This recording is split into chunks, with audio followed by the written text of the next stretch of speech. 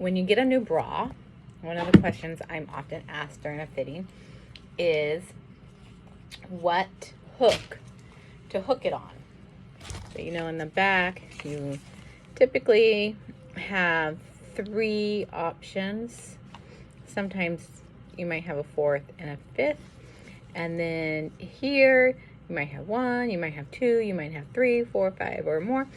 But when you're buying the bra, you want it to be snug on the loosest hook so that as time goes by, you can tighten it up because it will stretch out.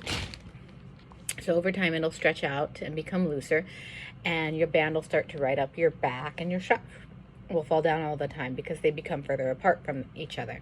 So in order to get back to that snugness that you need to provide the stability and the support that you need, then you'll take it into the middle.